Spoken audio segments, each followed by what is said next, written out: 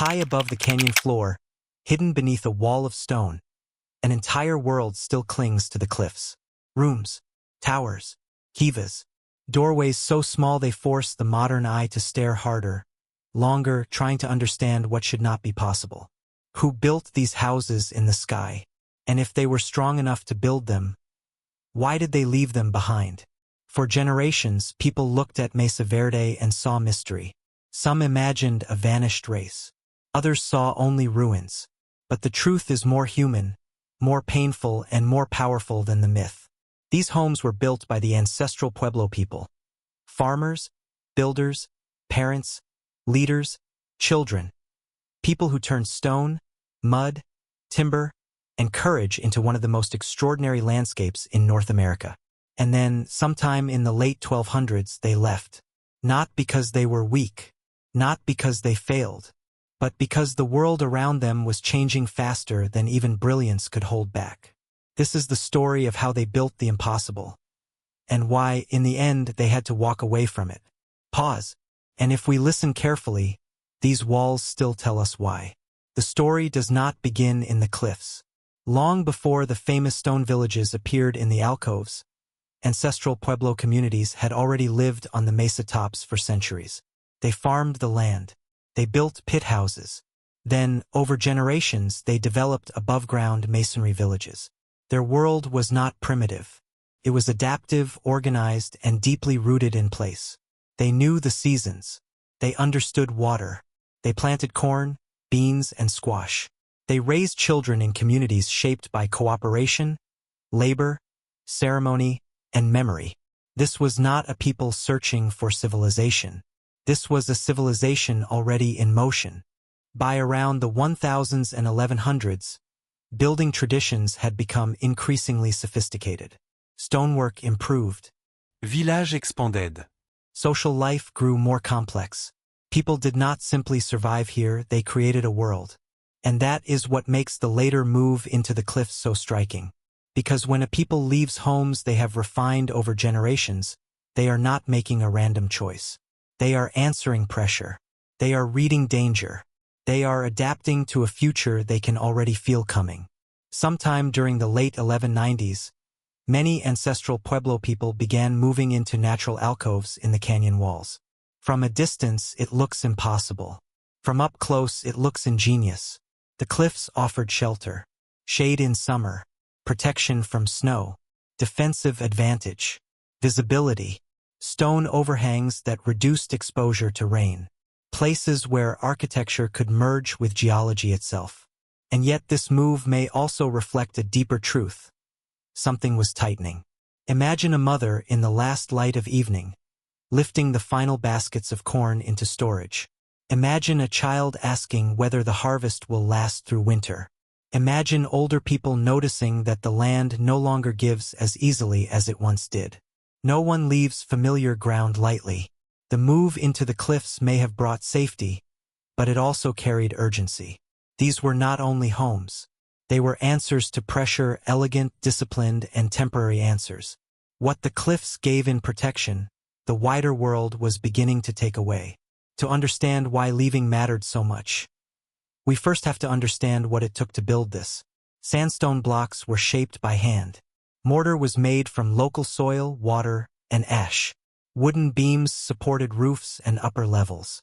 Small stones, called chinking stones, were pressed into mortar to strengthen the walls. Plaster in shades of pink, red, brown, yellow, and white once covered many surfaces. This was not rough shelter. This was architecture. Cliff Palace alone contained around 150 rooms and 23 kivas, with a population of about 100 people. And across Mesa Verde, most cliff dwellings were much smaller, 1 to 5 rooms, often storage structures. But together, they formed a larger cultural landscape of astonishing design. Think about the labor, the planning, the hauling of material, the precision of placement, the discipline of maintenance. People did not build these places because they were passing through. They built them because they intended to live, gather, store, protect, teach, and remember here. So when we ask why they left, we are not asking why they abandoned a campsite. We are asking why a people walked away from a masterpiece. These villages were not silent monuments when they were alive. They were filled with footsteps, smoke, work, stories, prayer, laughter, and worry. Children moved through tight passageways. Food was prepared. Tools were repaired. Water was carried. Turkeys gobbled. Dogs barked. Fires burned. Ceremonial life unfolded in kivas below ground and beneath the rhythm of community memory. A Pueblo perspective preserved by the National Park Service captures this beautifully. Even after people physically moved away, the spirits of the ancestors are still here. If you stop and listen, you can hear the children laughing, the women talking, the dogs barking, the turkeys gobbling, the drums, the singing, the cooking fires. That quote matters because it reminds us of something modern viewers often forget. These were not just structures. They were homes. And homes are hardest to leave when they are full of meaning. By the 1200s, life in the Mesa Verde region may have become increasingly difficult. Farming in this landscape always required knowledge and resilience. But when pressure builds slowly, it can be hard to see the threshold until it is already behind you. Soil can lose strength after generations of cultivation. Game can become harder to find. Populations can outgrow what a region can comfortably support. Food security can become more fragile. And once survival depends on increasingly narrow margins, one bad cycle can begin to change everything. The people of Mesa Verde were not helpless victims of nature. They were skilled, adaptable, and deeply experienced. But even skilled societies face limits. And when resources tighten, pressure does not remain only in the fields. It enters homes. It enters storage rooms. It enters leadership decisions. It enters the future of children. Sometimes the first sign of collapse is not destruction. It is strain. Then came one of the hardest blows. Archaeologists point to a major drought from AD 1276 to 1299. A drought that may have lasted long enough to break the confidence of even the most experienced farming communities. Corn was not just food. It was stability. It was planning. It was survival made visible. A short dry period can be endured. A long one changes the rules. Stored food shrinks. Choices narrow. Families begin calculating risk with every season. And drought does more than empty fields. It empties certainty. The question is no longer, can we recover next year? The question becomes, how long can children survive if next year fails too? For a people whose lives were built around deep knowledge of place, leaving would not have been a simple practical decision. It would have been emotional, spiritual, communal, a break made only when staying grew too dangerous. When food becomes uncertain, communities do not suffer in isolation. Hardship can create tension. Scarcity can sharpen conflict. Protection of grain, territory, and family can become more urgent. Archaeologists have argued that environmental stress and growing pressure may have intensified social instability across parts of the region. This is where the story becomes uncomfortable. We like to imagine the past as peaceful until disaster arrives from outside. But sometimes the danger grows from within a landscape under strain.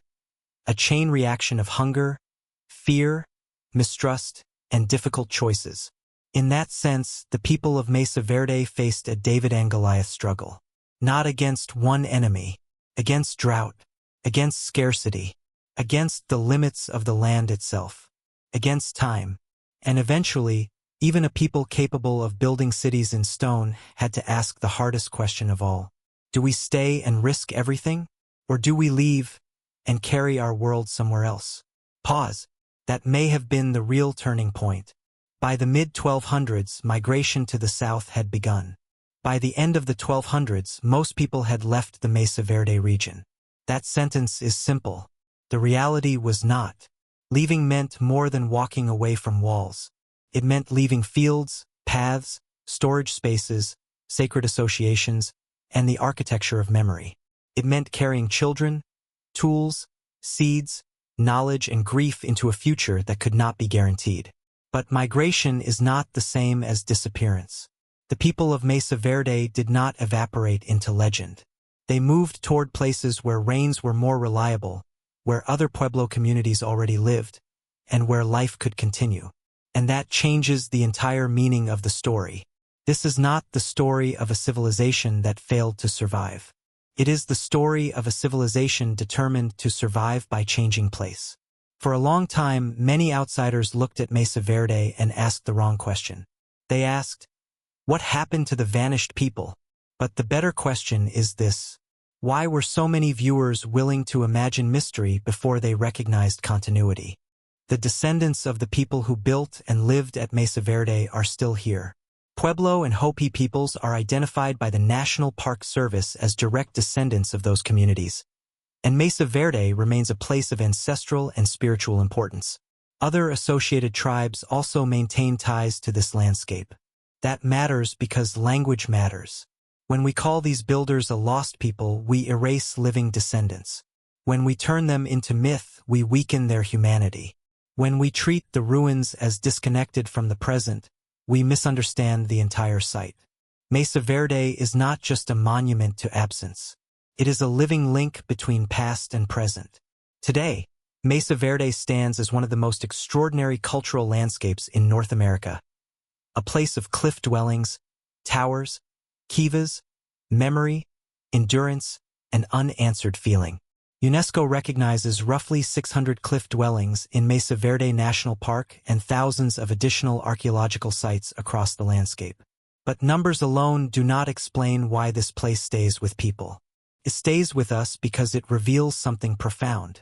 Human greatness is not only in building. It is in adapting. It is in choosing life over pride. It is in carrying culture through migration instead of letting it die in stone. The cliff dwellers did not leave everything behind. They left walls behind. They carried knowledge forward. They carried community forward. They carried identity forward. And maybe that is the final lesson of Mesa Verde. Sometimes survival does not look like holding your ground forever. Sometimes survival looks like knowing when to move and refusing to let your people disappear.